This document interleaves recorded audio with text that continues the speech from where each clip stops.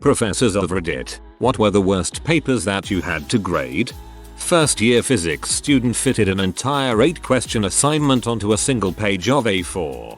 So far, not so bad. If the university I recently moved to allowed students to hand in paper assignments. Nope. Everything must be scanned and uploaded to the online system. The university provides scanners and photocopiers in the library just for this reason. Student took a photo of the assignment with his mid-2000s flip phone in what I can only imagine was a concrete, windowless cell lit by a single, flickering light bulb. Uploaded the file as a low-res JPEG about 250x600px across. I also got one random assignment I had to send to IT to have the file converted from Ms. Publisher into something my computer could open. Last version of Publisher came out in 2012. I don't have access to the software. Had to email the student to have them resubmit because the equations they'd added got parsed as random but rectangles. Students now get that this is Camp Scanner and this is how to make a PDF talk. That sort of sounds like intentional obfuscation to buy time. In my AP Literature course, I was grading a paper from a student for whom a C would be an achievement. The first paragraph is fantastic. I'm impressed. The second paragraph, awful. The third is again written eloquently. The fourth is atrocious. I call the student to my desk after class, set his paper between us, and tell him I haven't googled anything yet, but if he'd like to tell me anything about the paper before I did, this was his opportunity. Yeah, I plagiarized a lot of it. Alright then. Hard to choose the worst, but here are a few that really made me scratch my head. I once had a student who said the biggest issue facing obese, male, children is that they have small penises. Not one of the issues, but the biggest issue. I suppose the risk of diabetes, heart disease, and the potential for issues with confidence and bullying pale in comparison to small genitalia in prepubescent males. In the same class, a student wrote that single women were at significant risk of contracting a sexually transmitted infection from masturbation. The student was in her 20s. For a glass-blowing class my university has, so my school is very STEM focused, like 70% engineering majors, so there isn't a lot of artistic talent among us, but some people are really bad. So I had one guy who was struggling and no matter what I did he just wasn't getting it. His pieces were generally very small, sloppy, asymmetrical, etc. So for his final he hands in this beautiful vase, cool colors, symmetric, nice size and weight. Well, the professor was looking it over and giving her compliments except one problem. She had made it a few days before and it went missing from the shelf where we put pieces while we wait for people to pick them up. So the guy tries to turn in a piece made by the actual professor, TL. Dr. Guy tries to hand in a glass art piece, tries to pass it off as his own.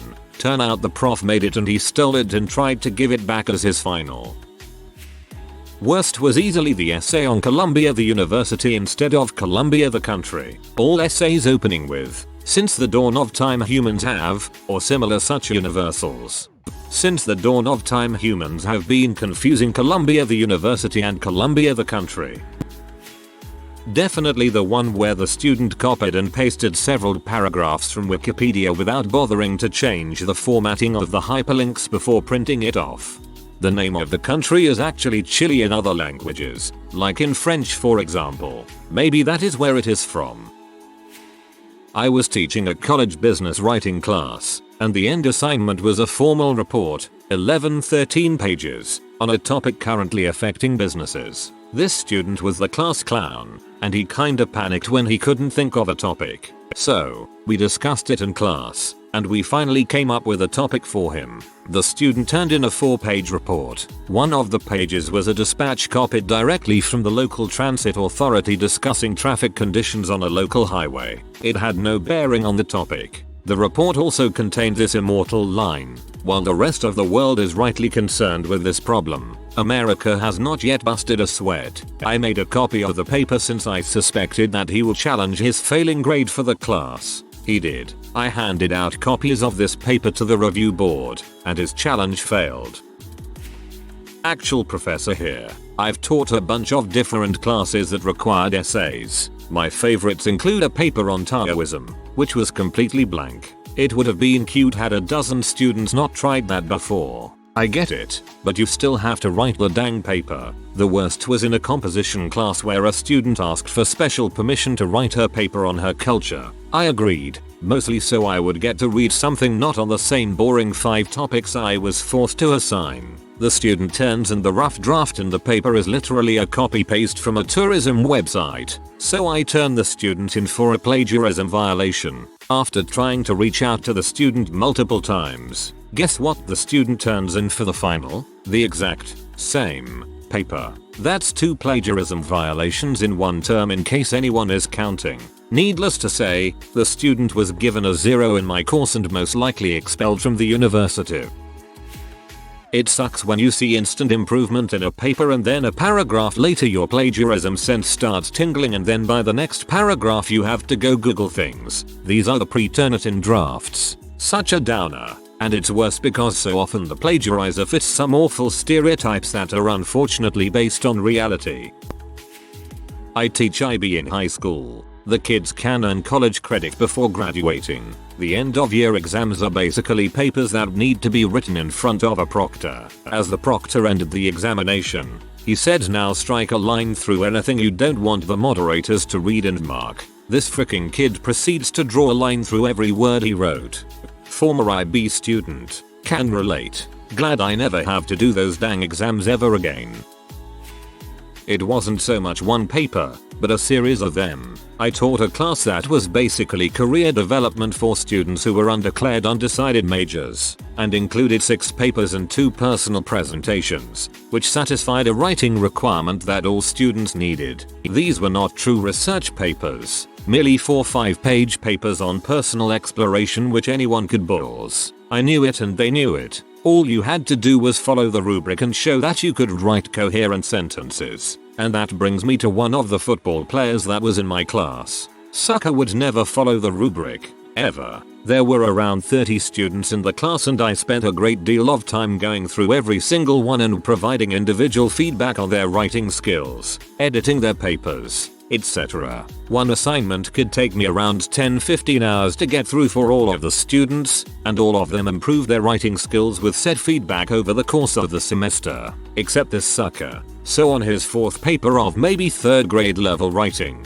and the same mistakes I had been correcting all semester, I wrote an entire paragraph in the middle of his paper indicating that I don't think he ever read his feedback and he could disprove this by coming to talk to me in class, or office hours, or email me. I put it in his 5th paper, and in the written feedback I provided for both of his presentations, and his 6th paper. Dude never came and talked to me or changed anything about his writing, and continued to disregard the rubric. Then had the nerve to get upset when he got the aka an F, as it would affect his overall GPA and therefore make him possibly ineligible. This ain't high school anymore, bro. That's what he called me at the end of the semester when he asked me to bump up his grade. I laughed.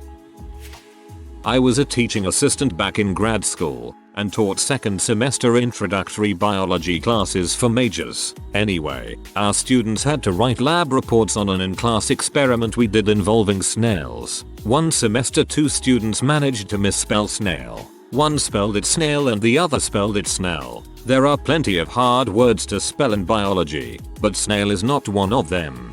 I knew a man whose last name was Snell. He used to teach art. The last time I heard from him, he floated a couch down a river in Alaska. Also, he was living in a sauna floating in the bay during the time I knew him. If PowerPoint presentations count, I teach a postgraduate course in marketing and often ask students to give a 10-minute presentation on any subject related to marketing. I like it when students come up with something personal and original that I like learning about myself. One student gave a presentation about Nike and Roger Federer, which potentially is a great subject. However, the presentation was 50% about Federer's career and 50% about how he needed special shoes due to previous injuries. He did not bring up anything related to marketing.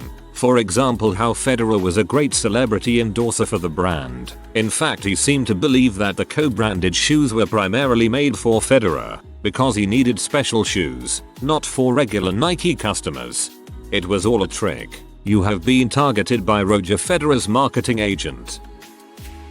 Tay chiming in here. I TA'd for those pointless orientation courses people had to take their first semester in undergrad. That class was set up to be an easy A, to give them confidence and introduce them to how things work at the college, grading, policy, and how to just survive undergrad. Students were given simple assignments like a 2-page autobiography and 1-page reflections on the topics we were discussing in class. For their autobiography, I had one student give me something that was barely a half-page of incoherent rabble. Some typos were so bad it looked like they typed by smashing their face into the keyboard. Another student turned in a reflection paper that was supposed to be on a current political issue either nationally or globally. The paper was instead on their favorite sport, which they misspelled. I had another student that decided to not turn in any of the papers he had to do until the day after the semester ended. I looked at only one of those papers. It looked like he threw words on the page an hour before he sent them to me.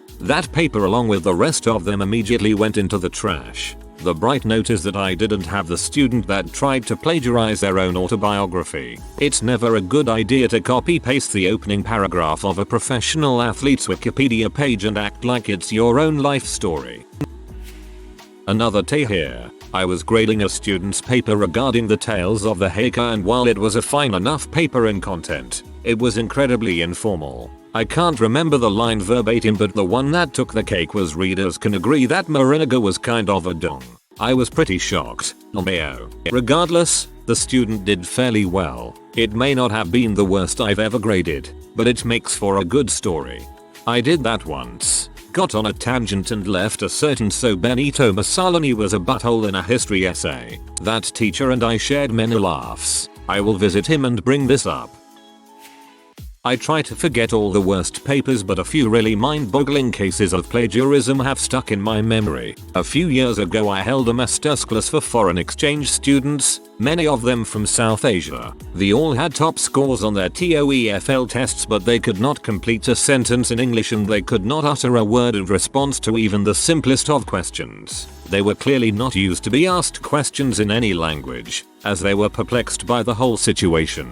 The course papers that they handed in were obviously not written by them, and they clearly had nothing whatsoever to do with the topic of the course, organizational theory. It was UN white papers, a few journal articles and the odd popular science piece. What surprised me the most was their reaction when I, naturally, failed them. They were shocked and outraged. They explained that this was how they always write papers, and they had in their mind fulfilled the requirements of the class. They had showed up to most lectures, although often late. They had been sitting in silence, not understanding a word of what was being said, and that was apparently what was usually required of them to get a good grade. I do not think they were really bad in a malicious way. They were genuinely surprised that they had not done well. No a prof, but a tay. I was a tay in a first year math course called Introduction to Group Theory. In one of the HW sheets, it was needed to prove that two groups, denoted S3 and D6, were equal. One student turned in a solution, starting with the words, "We'll first prove that the group S3 is equal, and later prove that D6 is also equal," followed by about 3 pages of the mathematical equivalent of pure gibberish. Whoa, I don't know the first thing about group theory, but that's still freaking funny. That's when you know you've really fricked up. I was a tay in college, and while none of the assignments I had to grade were particularly egregious, there was one story that one of my tay friends told me that really stuck out. He was a tay for a large lecture course that served as an introduction to engineering. Useful if you knew you wanted to engineer but not what kind, or if you were looking for engineering organizations to join. They were a big intro class, so they used automatic cheating detection software. Everyone's papers would come back as a few % plagiarized, which is normal. Things like attributed quotes or restating the prompt would set off the system and quickly be dismissed by the grader. The real issue would be if your paper is like 95% plagiarized, or in this guy's case a perfect 0% plagiarized. That's basically impossible to do, except with an empty document. But this guy had submitted something. The grader opened the document and found that it was full of typed paragraphs that were on topic. He went to select some text to check it and found that it wouldn't select. The student had copied a large section of work off of a website and pasted into Word. Then they had taken a screenshot and pasted that into another document that they submitted. It was especially bad because this was a paper on ethics. They didn't pass. It's bad, but man, that is creative.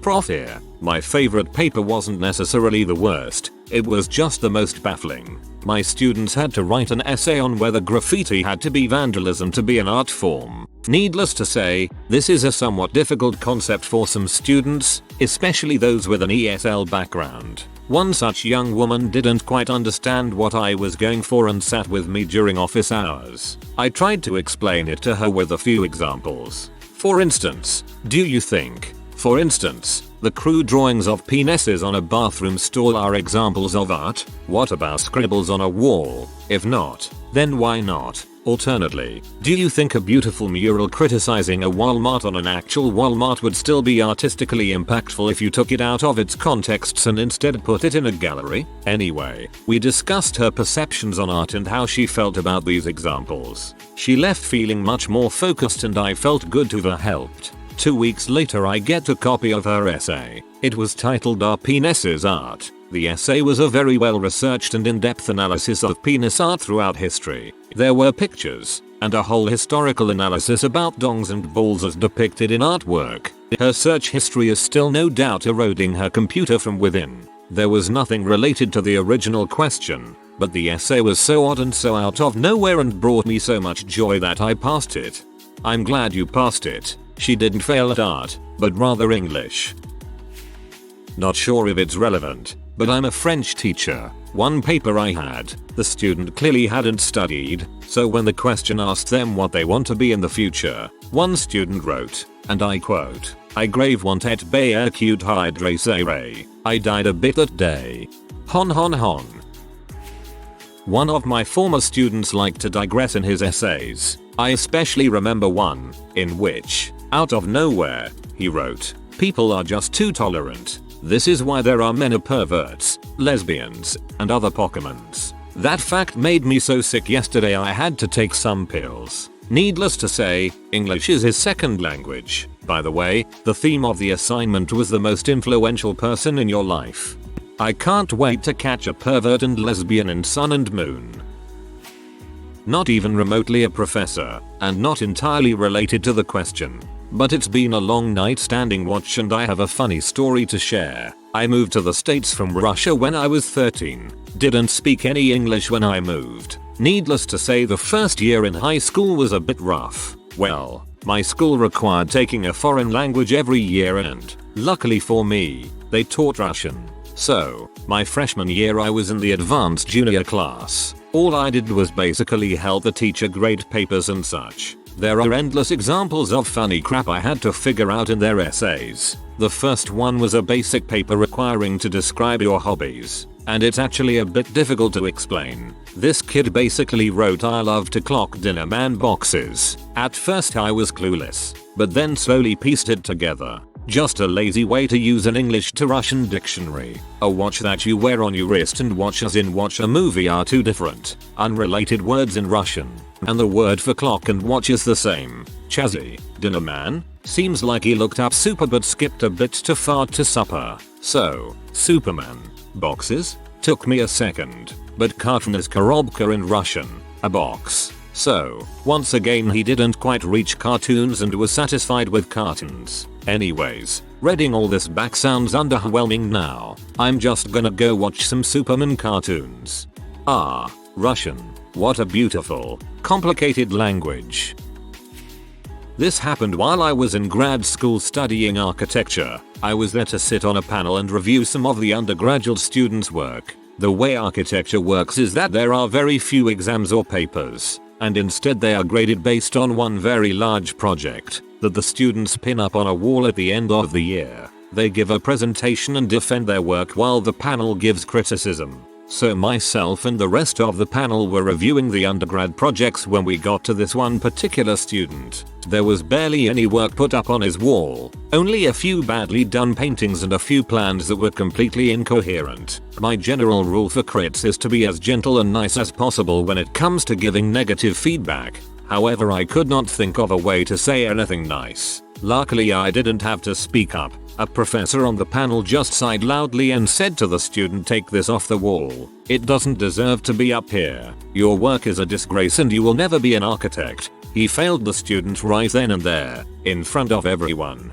and made the student take his work off of the wall and out of the gallery. Architecture school is a lot of work. The students drive themselves mad with the amount of time and research they do when preparing a project. The lack of effort put forth by that particular student was embarrassing and was frankly an insult to his peers. He thought that his work was passable, and it was definitely not. TLDR. Student presented terrible, incoherent work at final review for architecture. His professor failed him and made him take his work off the wall in front of his whole class and told him he would never be an architect.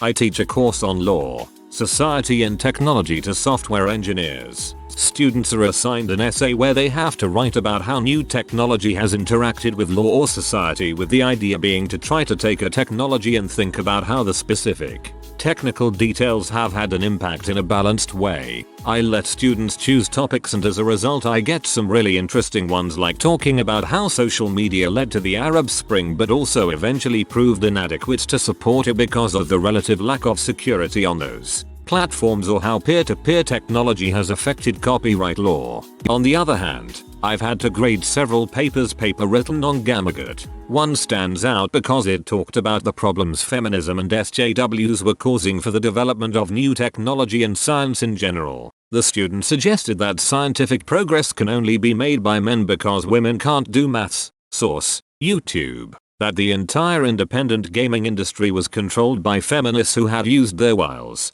not joking that's the term, to infiltrate the controlling roles in the industry. Source: YouTube. And that feminism has killed more people than communism. Source: YouTube. In fact, all the sources were YouTube. I would be worried if he provided a more reputable source. Not really a paper, but before, when I used to teach Comp C, now a systems engineer, we had a class on programming. One of the students, whose name is Mo, decided to turn in his final project masterpiece. The premise of the project was simple: design and build an application as discussed in our lectures. The guy comes in and brings an installer for Minecraft, insisting that he was the one who built it and designed it. Mojang, aka Mo's company. Shortly after, he was given 0, expelled, and attempted to sue the university. It goes without being said that the lawsuit was thrown out, and Mocraft was never made. Professor here. I was grading an assigned project. Got halfway through grading the assignments and had only given A's and B's. I got to one assignment where the student clearly had no idea what they were doing. They obviously didn't pay attention to the lessons telling them exactly what to do. Gave the student a 30. The rest of the papers were A's and B's. Until the last one. It was the same exact awful work as the other student with a 30. When questioned, the one student's response, verbatim: "Professor, I didn't cheat. I just gave the other student my assignment." Yes, there were Chinese students at an American university. We had the same problem with Chinese students in law school. As a latte, it's a big deal when students cheat, but it's hard to address it when they don't see anything wrong. I had a letter mailed to my office, as in paid postage etc. that was basically threatening me, saying I better stop handing out C's and D's or word on the street was going to be that I was a bad teacher and no one would take my class and I'd be out of a job. I had a pretty good idea of who it was, obviously immediately ruled out all the students doing well in my classes, but didn't think direct accusations would be really effective anyway. I decided to take it to each of my 3 classes and turn it into a lesson on faulty rhetoric. My expectations were exceeded when I began to read the letter out loud, and without fail each class erupted in laughter and exclaimed things like "what" and "butthole" before I could even weigh in. The kid I suspected the most definitely sat slumped in his chair without much to say that day. Love the educational tactic. I remember when I was around 11 or 12 we had a 20-question science test every Friday at school. We had to mark each other's answers while the teacher read them out. One week, we had the question "what is the chemical formula for water?" The kid whose test I was marking put electricity as their answer. I had a student who went home for the weekend and someone broke in and attacked her while she was sleeping, and when she ran downstairs a man shot and killed both of her parents who were running to help. She wanted to come back to school, so I let her do abbreviated coursework, and instead of a final exam I let her write an essay using one of the theories we covered, sociology course. She wrote about how the police and other people treated her like a criminal following the crime and a lot of the like and dealing with the aftermath of it all in her community and family. The whole situation was very heartbreaking. They did end up catching the individual a few years later. I've kept in touch with her through Facebook and she's doing great now. I'm not a teacher, but I think my story fits. I went to a Christian high school. In anatomy and physiology class I sat next to the big, dumb jock, Mark. The last question was, what is the only 100% effective form of contraception? The answer was obviously abstinence, as it was a Christian school, but Mark was visibly struggling with this question. By this time, most of the students had finished and I was trying to see if he would figure it out. The teacher noticed and tried to help without giving him the answer. After several attempts his final answer was, no balls. The concluding paragraph was YOLO. Not even you only live once. Just YOLO. It was a philosophy paper. I wasn't even mad. I take it wasn't about Nietzsche.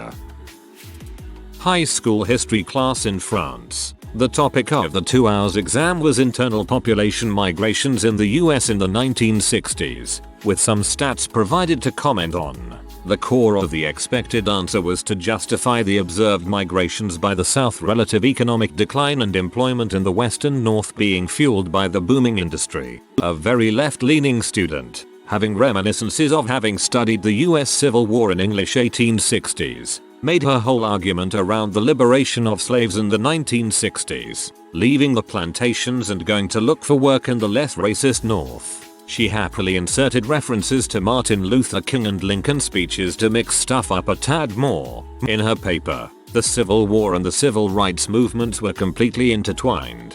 The Civil War and the Civil Rights movements were completely intertwined. I mean, they are in the philosophical, political, and historical sense, but not chronologically. Had she made the argument that the way things were handled in the South during and after the Civil War eventually led to the internal migrations in the 1960s, that would have been a pretty good paper. If you are new to the channel, you can subscribe. I publish new videos every day. Until then, check another video.